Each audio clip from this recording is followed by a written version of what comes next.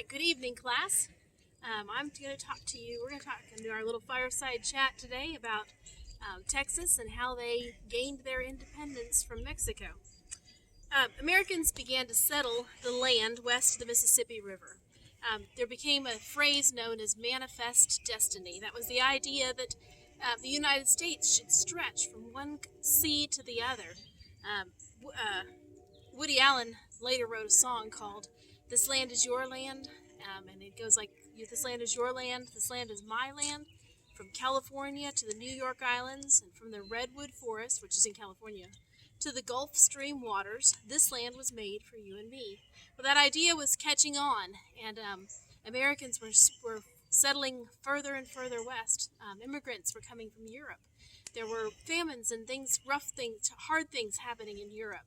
And more people wanted the freedom and the chance to start all over that America had offered. So they started coming to America, and they hit the shores for just a little while, and they started going west. They wanted land. They wanted to farm. They wanted to create a place for their children to grow and to think and to become things that they could never have become when they were back in Europe. Well, Americans began to settle this land west of the Mississippi River, and some of the land that they settled was near land that was owned by Mexico. Back then, Mexico stretched all the way up into Texas and New Mexico, Arizona, and all of California, too. Well, in 1821, Mexico finally won their independence from Spain. Remember, Americans had won their independence in 1776. So this was less than 100 years later, but it took quite a while for Mexico to earn their independence from Spain. This new Mexican government wanted people to settle in the northern parts of Mexico, today what we call Texas and New Mexico. So they said the Mexican government sold their land at really low prices, and they wanted Americans to move there. Well, it was tempting to a lot of Americans, especially some Americans who lived in Tennessee. Tennessee was starting to get a little crowded for their liking, so they moved further west to Texas. The Mexicans made laws for these new Americans coming in. The Americans had to obey these laws. They said they had to become Catholics. They had said they had to free their slaves. No slaves were allowed in Texas. And the Mexicans wanted the Americans to become Mexicans.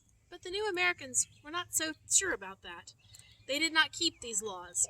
So the Mexican Constitution, in 1824, they allowed Texas and other parts of Mexico to govern themselves. Things changed just a few years later, in 1833. A general in the Mexican army by the name of Santa Anna, they called him the Eagle. And today, Mexico has an eagle on their flag, and that's partially because of Santa Anna. But he wanted to get rid of this constitution, so he made new laws that gave more power to the Mexican government and not so much to the American settlers living in northern Mexico. He sent soldiers to made sure people obeyed these new laws. But many people did not like this.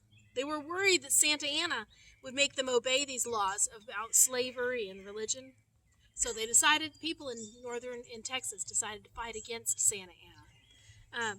The Texans would fight to bring back the Mexican Constitution of 1824. It had given them a whole lot more freedom than they had then. People in the United States, they heard about the fighting in Texas. So many Americans who lived close to Texas hurried across the border to help fight the Texan fight for freedom. They crossed the border and joined the Texan army. There was an old mission in Texas. It was used as a school, a church, and in those days their mission was like a small town because it surrounded like a fort. And it had been used as a fort, as a matter of fact, and so they decided to use this fort again. It was called the Alamo. They decided to kind of make a station right there at the Alamo, and there were lots of soldiers that moved into the Alamo, and families actually lived there too. Not too many, but a few families actually lived there too. Woo, smoke. So they decided to stay at the Alamo and then bring more Texan soldiers in. Well, they sent for more Texan soldiers, but they never came. Somebody else did come, though, and it was Santa Anna with his army. He had a huge army. The people at the Alamo were far outnumbered. The Mexicans defeated the Texans at the Alamo, and then they ordered all the prisoners to be killed. This was against what they normally did at that time. It was considered very cruel of Santa Anna. So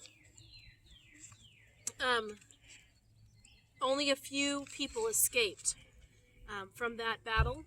Many people died in that battle that we know today, like Jim Bowie, and I believe there were others too from Tennessee who died in that battle too. So the Texans seemed to be losing. They lost several more battles. So the commander of the Texan army was a man named Sam Houston. Now Sam Houston grew up, first was born in North Carolina.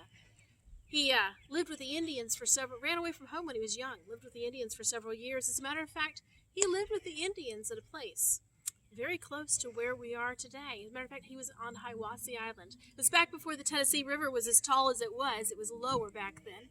And so the island, Hiwassee Island, was a much bigger island. Today you can wade out you can get to it by boat, and it's across pretty shallow water on the Tennessee River. If you go over the bridge at Highway 60, you can see Hiwassee Island out there. Today the sandhill cranes like to go stay there overnight in the wintertime. The island was bigger back then, and there was an Indian tribe that lived out there, and Sam Houston was part of that tribe. Well, he lived out there with those people for a couple of years. And then he decided maybe he ought to go back, and he held several political offices, and was made a general in the Texan army, and so he was the one who was leading that Texan army. He surprised Santa Anna, the eagle, at the Battle of San Jacinto. By the way, Sam Houston had a nickname too, and they called him the Raven. So oftentimes this battle is considered the battle between the eagle and the raven. Well, this time the eagle didn't win. Santa Anna lost that battle, and Sam Houston and his Texan army won. As they charged, they yelled there's their battle cry, "Remember the Alamo. Remember those people who died and help their deaths to not be in vain." So as time went on, these Texans changed their goal in fighting. They were no longer fighting for the Constitution of 1824 when they would have as many freedoms and still be under Mexico. They decided they would be their own place. It would be their own. Texas would be independent from Mexico. So they decided they would eventually they captured Santa Anna's army, and they didn't put them all to death. They told Santa Anna, "You and your army can go free if you leave and let us have Texas as our own country." Santa Anna finally agreed, and Texas became an independent country on March 2nd in 1836. They elected Sam Houston, who was their general, as their president of their new country, and they became their own country for 9 years. They really wanted to be a part of the United States, but at that time there were 13 states in the north and 13 states in the south. Slavery and non-slavery states were balanced. If Texas joined, it would change the balance, and they didn't want that to happen. So Texas remained their own country for 9 years before they finally joined the United States. Later on, we're going to talk about, I'll just go on just a little bit.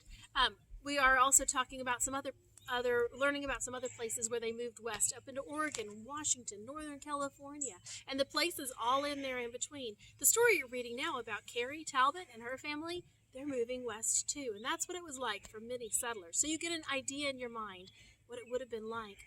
Those wagon trails were so well used that if you go out west today, you can still see ruts just the right distance apart, and that's where those wagons traveled. They carved through the rock because so many people traveled west.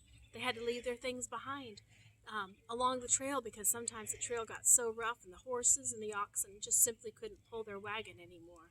It was a tough trip. It was a long trip, and it was a dangerous trip. Many people died along the way from sickness and Indian death and from accidents that happened, but many people did make it to their new place, and they began a new life and they started new dreams, and their children grew up in a country that was free.